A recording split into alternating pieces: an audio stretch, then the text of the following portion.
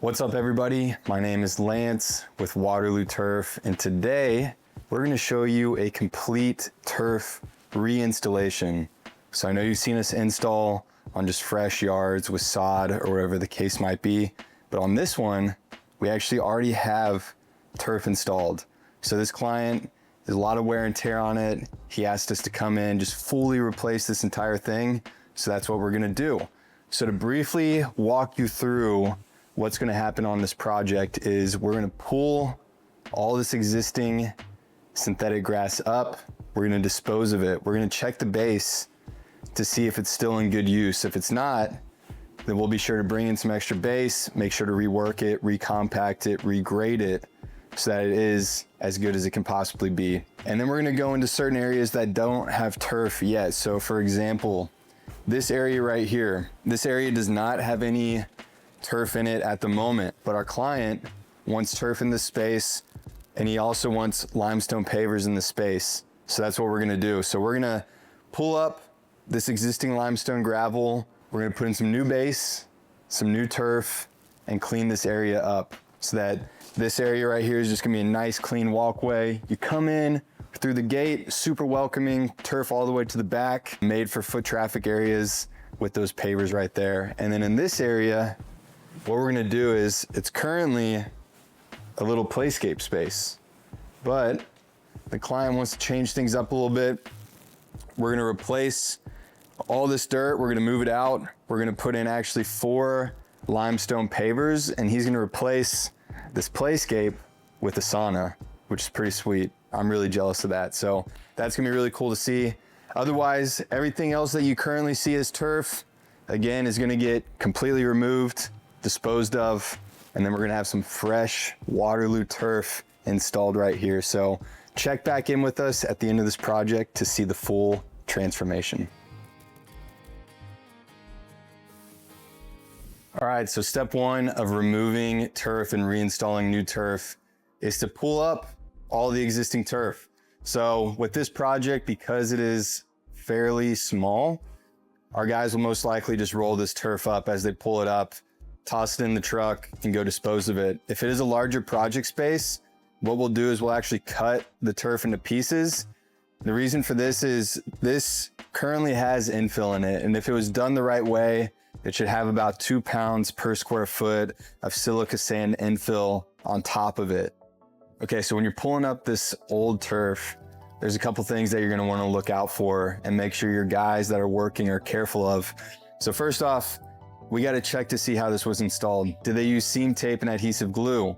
Do they use nails along the edges? So as we pull this thing up from the get-go, we're just gonna kind of carefully do it to see how it was previously installed and check for the hardware that was used when installing it. And then secondly, we wanna just check for any irrigation that's back here. So we wanna be careful that we're not disrupting it if it is existing, and just be careful that we're working around it accordingly. All right, so we're starting to do some work this morning. As you can see, this was the little patchy section that just looked rough, looked real rough. And so we're pulling this up right now. The base underneath it is so-so. We're definitely gonna need to come in and add a little bit to this. As you can tell, very undulated, very uneven, not ideal. There's also no edging here to hold things in. So we're gonna touch that up as well. But this is just to kind of give you a glimpse of what the rest of this project space is probably gonna look like underneath it.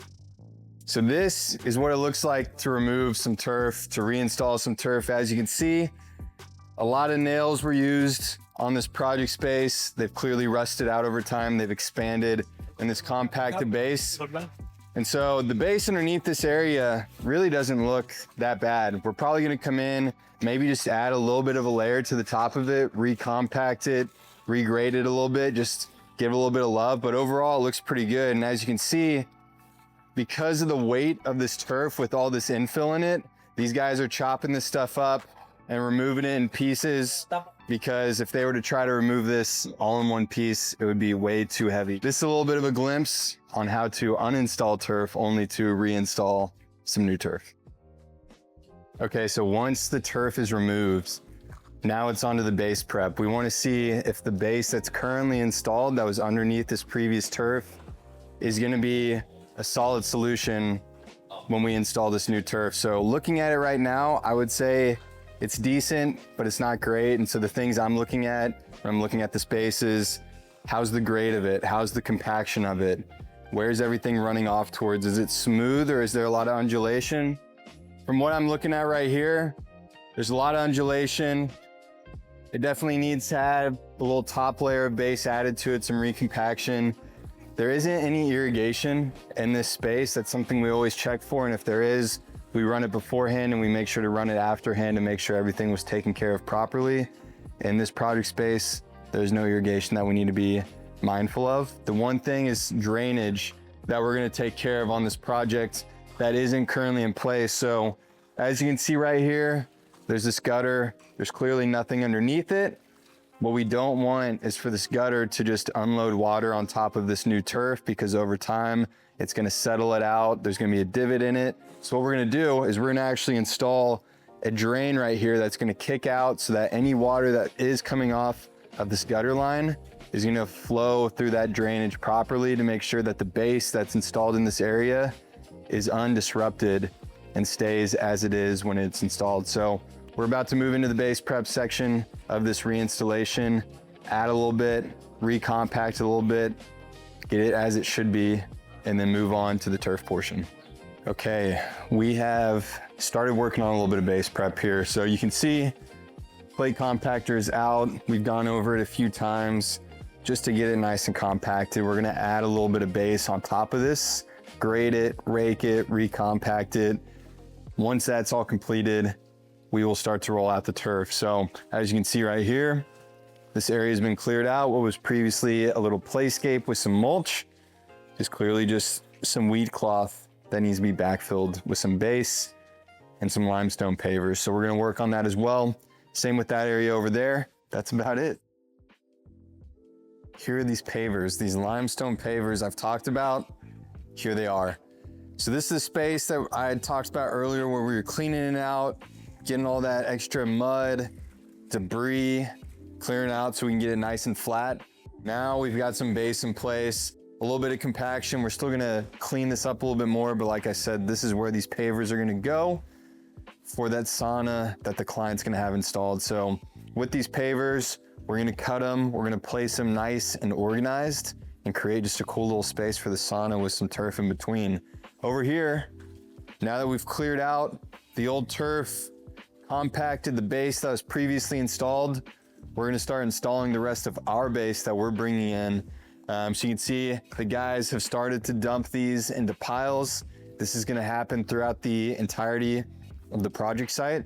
Once all these piles are dumped, they'll be spread, they'll be evenly graded, and they'll be compacted and be ready for the turf to be installed. Let's talk turf. Here it is. This is the stuff everybody wants to see. It's wrapped up right now. It's kind of like Christmas morning every time we get a little package like this showing up at the job site. So this is kind of what a lot of standard job sites are gonna look like, especially if we don't have driveway access like today. We like to tuck this stuff away onto the curb so it's away from the cars, it's away from the traffic, and it's secured nice and safe right here. So this is what it looks like. Obviously you've got your turf, you've got your seam tape right here, which is gonna be used for seams.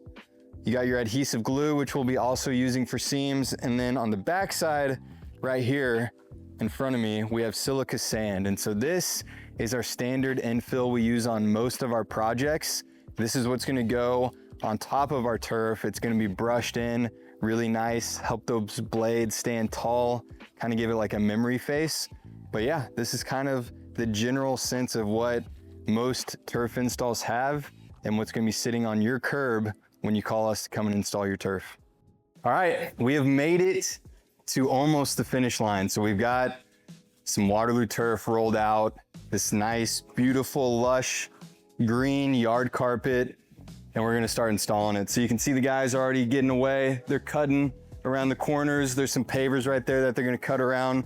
But right here, we're gonna place a seam. And so the way we do this, we're gonna cut this thing out. We're gonna lay out some seam tape. We're gonna coat it with some adhesive glue and fold it back in and let it adhere. So that's what we're gonna start doing. Obviously the guys are already getting after it, so we're gonna continue this throughout the entire project. And then from there, we'll power broom it. We'll place our infill. We'll power broom it one more time, hose it off just to let everything settle. And then it's time for the clients to get their Saturdays back. Okay, so right here, we are starting to install one of our seams. So one of the issues with the first install, and part of the reason we're coming in and removing all that to reinstall new turf, is the seams were just horribly done. When it comes to a good turf install, there's two really important things that you want to make sure is being done throughout the project. First off, base prep. Base prep is extremely important. It's what's going to be the foundation of your project. So making sure, as these guys did, it's done the right way. It's compacted extremely well, so it's not going to shift. It's not going to settle. It's graded properly, so it's going to drain efficiently. And then the second thing is seams. So the way we look at it, clients are sitting inside, they're looking out their window all day while the turf is being installed, and they're excited about it. So we like to think, the excitement from the client's end is at about a 7 before they walk out for that move that bus moment when the project's finished. The second they see a seam, that 7 immediately drops down to a 3. But if they walk out, don't see any seams in place, that 7 immediately gets bumped up to a 10, and they're beyond happy that they chose Waterloo Turf. So one of the things that we do to really maximize this experience and try to hide these seams as best as possible is that we use what's called an S seam. So as previously shown by the past turf install, they did a lot of straight seams. They're extremely visible. They're an eyesore. It just doesn't look great. What's going on right below me is an S seam is being cut out to be seamed together. So what you see here, this hasn't even been seamed together yet. There's no seam tape, there's no adhesive glue, there's no infill, and you can't even see the seam. And so this is what an S seam looks like. You can tell by the name, it looks like an S, but again, it's not a straight seam. And the reason why this is extremely important and this works as compared to a straight seam is that the blades have a direction to them. So this lets all the blades naturally fall into place without crossing blades, which is what happens when you do a lot of straight seams. You get what's called the mohawk look, and that's where the blades cross. It creates a very clear mohawk, very noticeable to the eye where all the seams are, and that's what we don't want. So that's why we focus on S seams at Waterloo Turf and making sure that our crews are knowledgeable of them, they're educated and they're skilled to technically install an S seam like this. So pretty cool, excited to see how this turns out. I'm glad you got to see a little bit of the S seam magic. You can clearly see we've got our seam tape going in, so there's really not too much to say here. You just place this seam tape in between the seams, obviously underneath the turf on top of the base. And what we're gonna do is we're gonna secure the ends of it just so it's not shifting or moving. And then once this thing is secured, we're gonna spread some of our adhesive glue on top of it and then fold the turf back into place, let it adhere. And that's really all there is to it. All right, grand finale time. So we're about to hit this thing with the power broom, spread some infill, power broom it again, get these blades standing nice and tall, give them some reinforcement with that infill, and then again, continue to push it down with this power broom. So this is really the last step of this project. And then again, let the family out, start enjoying it, getting their Saturdays back. That's really all there is to it. Let's talk about infill. Super, super, super important to make sure this is done the right way. This is one of the last steps for a synthetic grass installation. And it is an area where crews, installers, whoever it might be, can kind of get lazy, but it's extremely important. So let's talk about the right way to do it. So this product right here requires about 2 pounds per square foot of infill to be added to it. And so the right way to do this is with a sand spreader or a seed spreader. You can get it from Home Depot, your local landscaping supply store. And so what you want to do is you want to have your guys cut the bag and dump it in, and then just spread it throughout the project space. Just walk at the same speed throughout the entire project until all the bags of sand are emptied out. What could happen is you have a crew that end of the day, they want to move on, it's hot, they're ready to go home. They just cut that bag open and just drag it and toss sand throughout the project space. What's going to happen with this is it's not going to be evenly distributed. That's going to allow for areas on that install to be clumpy. You're going to feel it under your feet and the client's going to notice it. And so again, this is one of the last steps, but it's extremely important. Evenly distribute the sand until everything is finished. and then hit it with the power broom again to really push it in and reinforce it. All right, before you meet with the client, I think it's extremely important to do a walkthrough by yourself. And so there's a lot of reasons for this. You want to ensure that all the details have been installed correctly, that we didn't miss anything along the way. The project site is nice and cleaned up because, as we've talked about before, this is kind of that move that bus moment for the client. So when they walk out, you want whatever they're looking at, their final install, to exceed the expectations that they might have had for this project. So I want to make sure I come through this beforehand. I check that the pavers are obviously in line. All the seam work is done correctly, that you can't see them. That's obviously extremely important. That the infill is spread correctly. There's no flat spots due to not power brooming. All these things add up for a final install presentation with the client. So these are some of the things I look for on my checklist as I go through the project site by myself before I do the walkthrough with the client.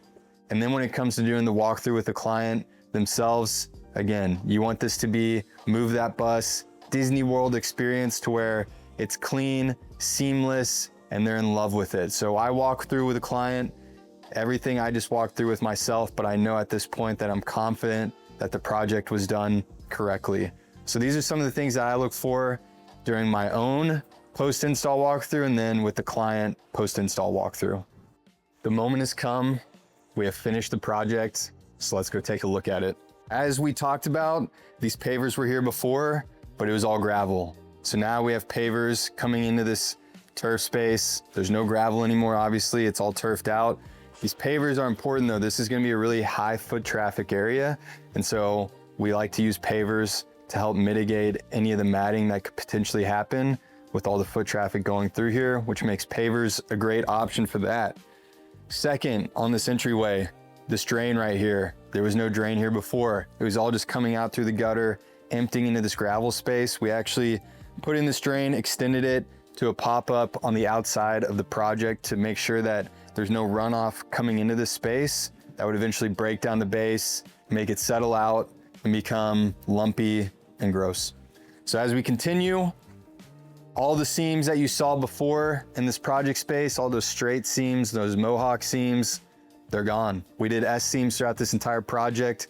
You can't see them. That's huge for us. Base prep and seam work, two of the most important things that go into a turf install. Next on the agenda, this space right here that was previously mulch, dirt, and a little bit of a kid play area has been completely transformed. So we've thrown in 9 2x2 pavers into this section.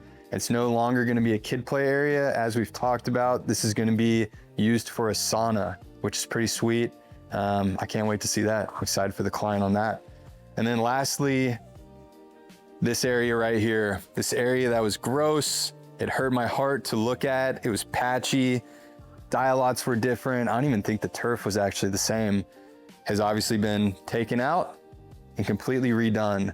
So this project right here, it was a fun one. It looks amazing. Obviously they had turf installed previously, but now with this new turf in, it makes the yard look bigger. There's no seams, there's no eyesores to it. And so it just makes it a great spot for hosting, for relaxing, for having the kids out, spending time with them, then obviously hitting the sauna as well. So appreciate these clients for letting us use their backyard, letting us install some Waterloo turf in their space, and we're excited for them to officially have gotten their Saturdays back.